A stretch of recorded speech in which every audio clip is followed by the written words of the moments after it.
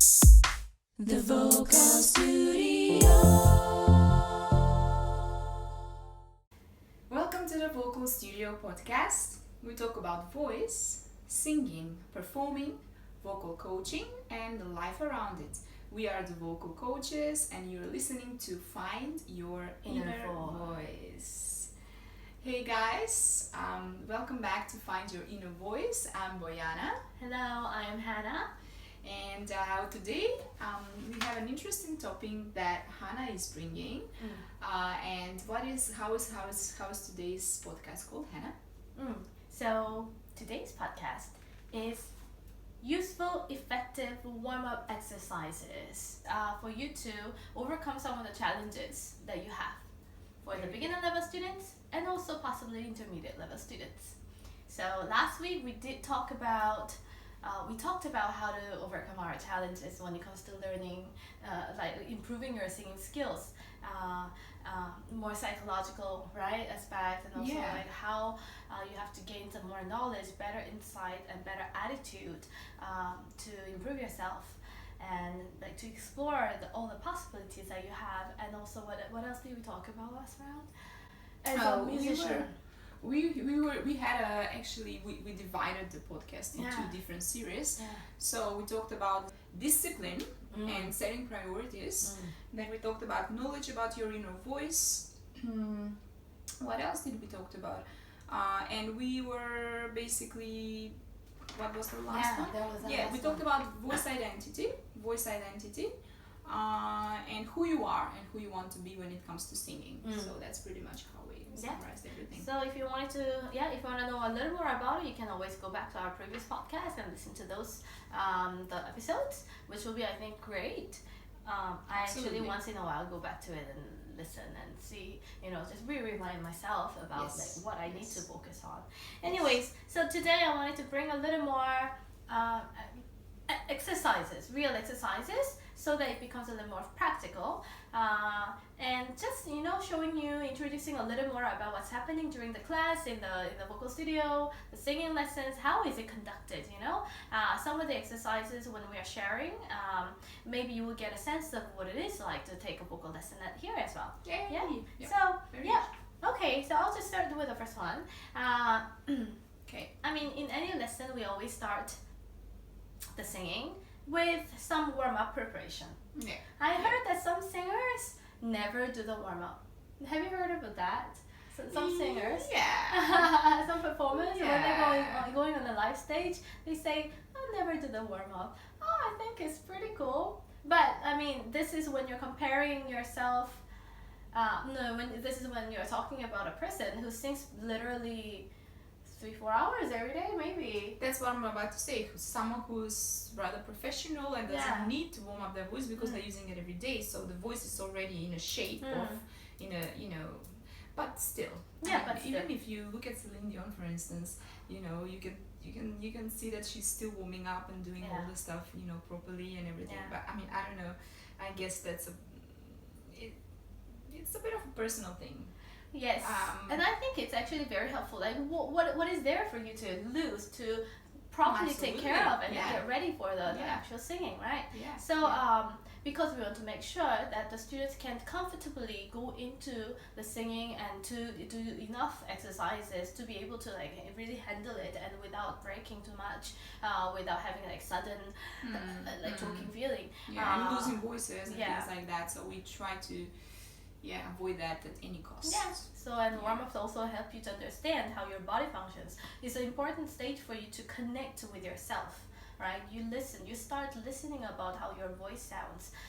You start feeling how your body feels when you're producing certain sound, when you're moving your face area, when you're And some water? Yes, thank you. Oh well, we have days like that. We do lose our voice sometimes too. But this depends on the food. Oftentimes the food that we eat really can just stuck in here and then create that mucus or anything that just gives you discomfort. So with these reasons, that's the reason why we do the vocal warm-ups, right?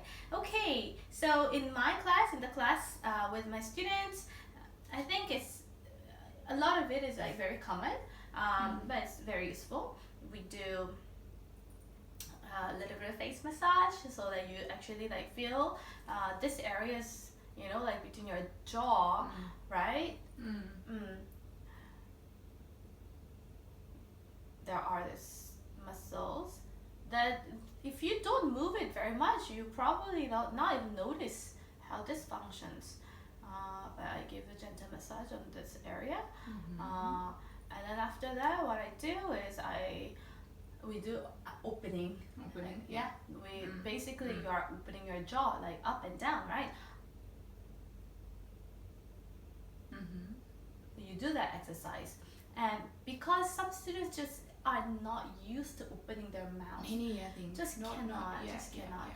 And we totally understand if you've never done it in your life, if you're not used to it, and of course, even though you feel like you are stretching it, it doesn't. So in the warm up, we do enough specifically for those students who who don't or cannot or fully open their mouth. Okay, a good massage and then hold it there for like 10 seconds. Yeah. You know what I do? I give the vowels like a, e, I, o, u. So I keep them like that, 10 seconds of a, e, I, o, u. And so we start very slowly. Yeah. And then we a, e, I, o, u, a, e, I, o, u. So that, you have the a, e, I, o, u. Now so the whole movement smooth. happens. Yeah, sometimes it's not easy, when you get to a very fast point, but it's good for us to move our jaw as much as we can. Because it helps for a lot of sound producing, so of course, if you want to create the sound by depending on your lips, if sometimes really you get to see like some people singing like instead of you try to control your sound with your lips. Oh yes. Oh, this is how. But you see that it's unbelievable. Yeah, when I tell students use this area a lot because this is how you can actually produce a sound. Depends what you do with your face. There's a lot of ways to produce a certain sound. So you see if you do oh, you sound like oh, right? Yes. So you close the sound. So there you go. Opening, closing, and all that. Opening and closing, all that. Yeah. All right. Exactly. So this is face area. What are the things that I do? Just for you to feel and relax your tongue. And also the tongue is closely connected in the bottom to the deeper area, like where the larynx and like the vocal cord lies. So if you can do gently and you'll just go high and try. Oh, it's very relaxing actually. Yeah. Yeah, it's on slides. It's nice.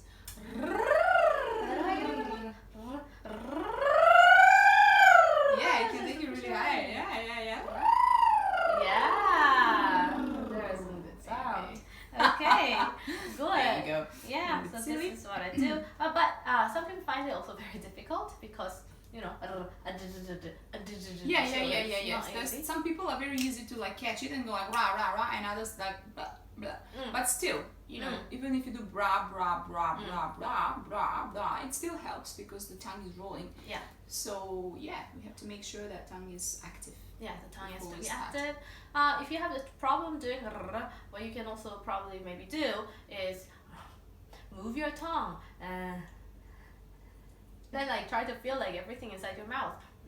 You're moving like like moving your tongue. Yeah. It's kind of like teeth cleansing. Yeah, exactly. I'm like you. I know, but what's wrong? Anyways, whether you clean it or not clean it stays in your mouth. Exactly. It's and we cannot see what you do inside of your mouth. So then it's fine. You can do it. So yeah, this is actually very helpful because one of the this is the singer that I like. She was sharing on the TV about the way she does a warm up, and she said, if you're in the public area, when you're in the public area where you cannot create the noise, then for you to do your warm up in a quiet manner, That's very good. That's excellent. Yeah, so try that and try like see after you move your tongue fully how you feel different when you're producing your voice. Okay, yeah, that's one. And What's next? So we talked about the vowel. We talked about the trill. Yeah. Right. Yeah. Tongue trills and lip trills like. That's very common. Right? Yeah, the face. How Yeah. to really stretch and relax, contract, and feel all this movement of the face. What else? Lip trills are there, but the thing with lip trills, I do them often. Sometimes less, sometimes more. Because some people, I think they get bored when they have to do a lot of. But you know, it's very useful. These vocal cords come together, and then you can produce a nice sound. So lip trills are always good. It's a good thing to do. Good.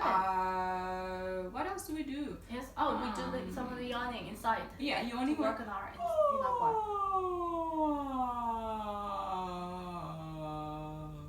So that you can create that space inside of your mouth, so that you can start feeling the air and the soft palate and everything, how it expands inside of your. So you're creating space, nice, beautiful space. For the sound to come in, then the air is very important as well. So that's why we do it yawning, right?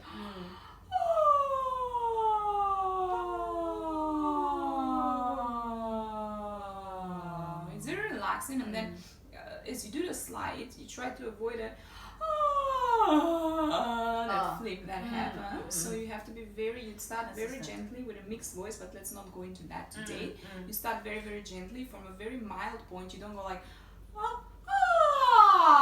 you know, lowering the larynx or being on the throat, but just very simple. Maybe very short.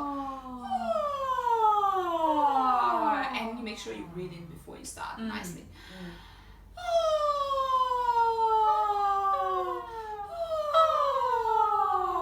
That kind of thing.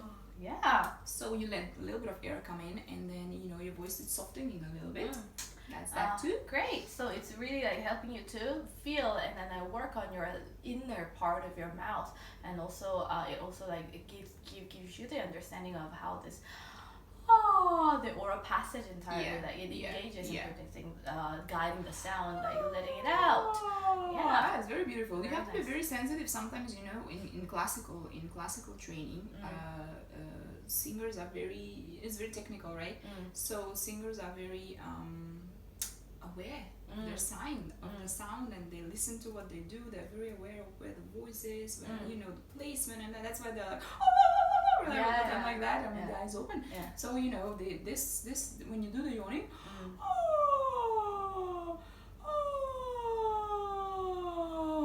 you can become aware, as you say, of the vocal of the passage here, how the tone goes, and you can actually modulate the tone as well. It's true. So just be very come. Yeah, it's fun, and you have to come together in to start feeling, as you say, your own body and what happens in your own head when we do this particular yawning exercise. All right, and then what's next? Okay. Great. So these are the exercises that we do, but it's not covering now, like the activities, the exercises we just shared. It's not all. I mean, there are more things because you can also more. Breathing also, like the warm up doesn't only mean the sound. Is preparing basically your body and the mind and everything, right? So the ears can be tuned, and then your body can really breathe and then support properly your voice and sustain it. And also there is this more nasal sound that you want to create, and then there are proper exercises for you to also do that. So there are more things for us to explore when it comes to warm-up exercises, but I think briefly these are the ones that we introduced just to you now. These are very good ones, simple ones, but then can help you to prepare just generally before you go into the singing, right?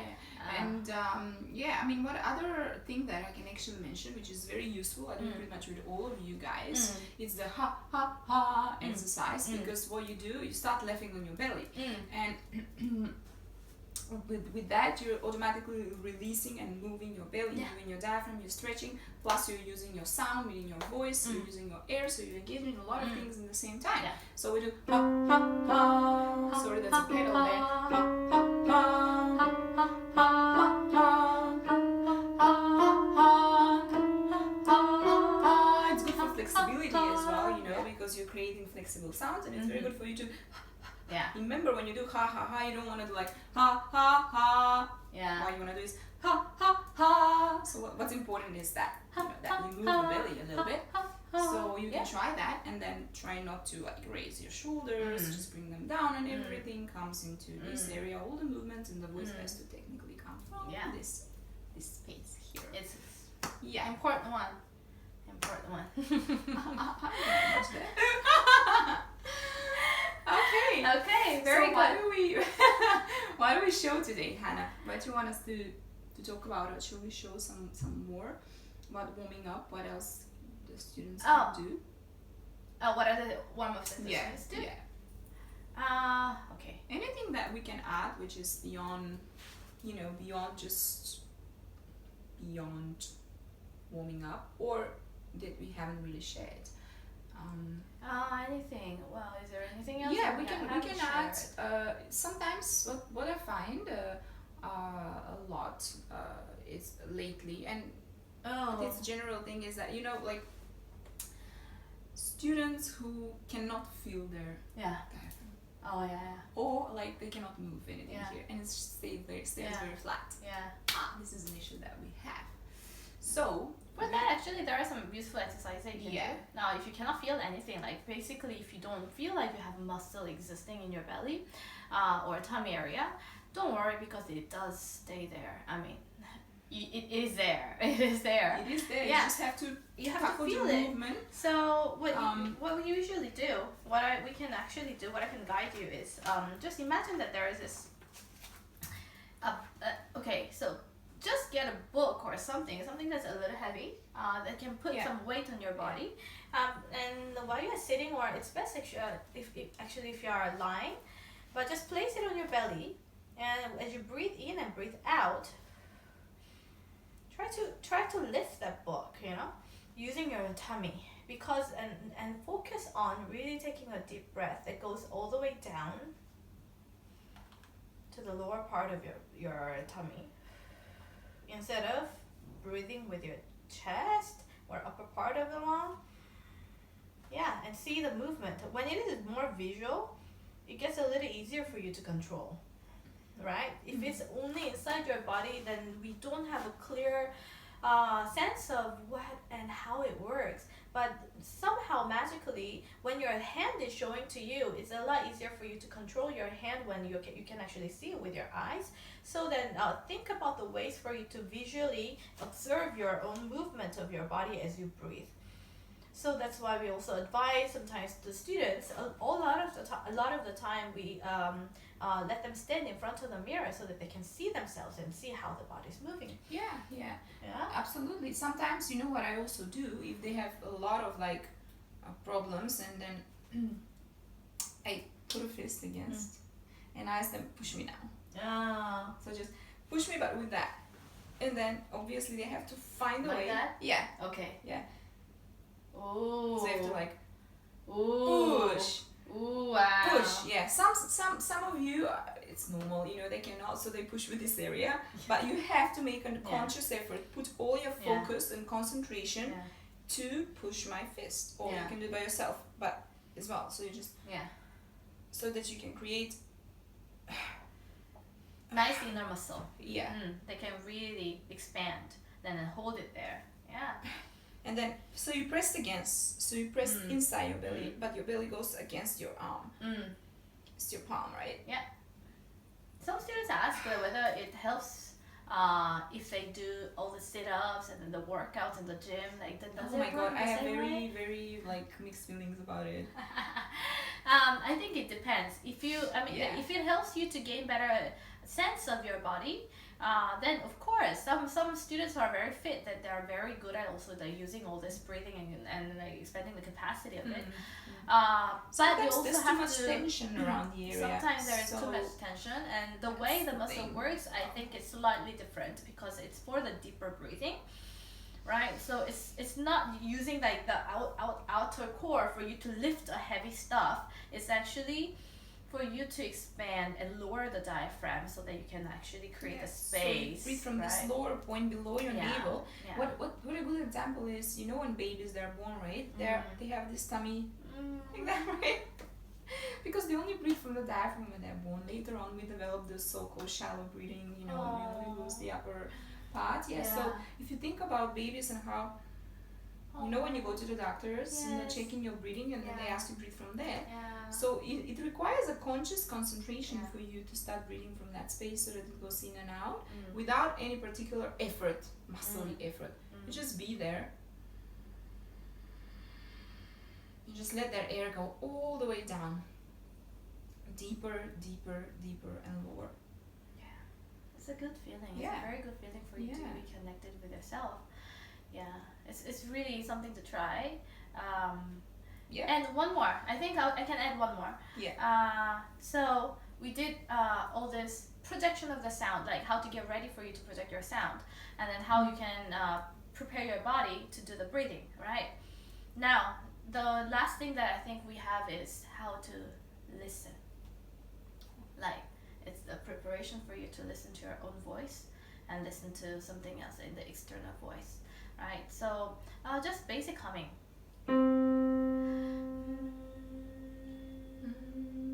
And close your eyes and focus on your own voice. That's beautiful. That's a great exercise. And see which part of your face and then the body is vibrating as you create the sound. And how does it sound to your ears, right? And it can be the humming, and it can be in different vowels.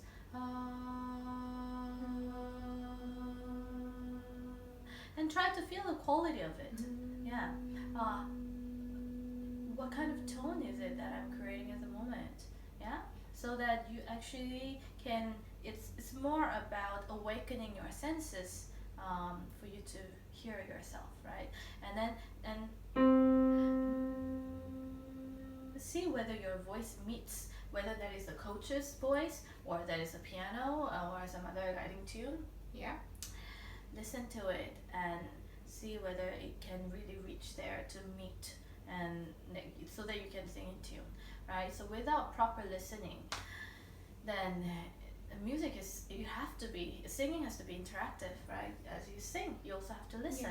It's constant interaction between the backing track or the live musicians, other accompanists, right, and band, and you sing.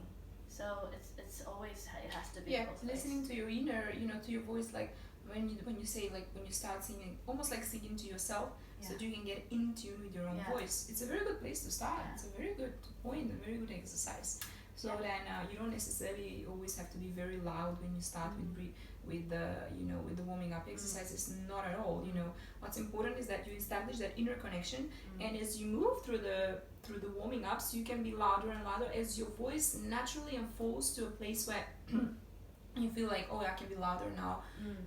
I'm warmed up, everything is warmed up, and now I can sing a bit louder. You don't have to like straight away start with this like very heavy voice. Not at all. It's just like the humming is great for that too. To get in tune with your own voice inside of you and then project it out. Okay. Great. All right. So guys, I think these are our ideas and our approaches, right? And some exercises that you can do for warm up. It's very fascinating. It's fun. There's a lot more. But, and when you're doing we don't want to confuse you. If you want some more, you can always ask in lesson, and then we can always work on tackle issues if you have any. And thank you, Hannah, for bringing this. It was actually, I think, Hannah's idea to bring the exercises forward. To do a podcast with this, and hope you like it, guys. And stay tuned for more for next week, following week, right? And thank you, Hannah. Thank you all for joining the podcast. Please subscribe it. Please also follow our Instagram and just contact and connect with us. Okay? Thank you. All I right. love you. Bye bye. Bye bye.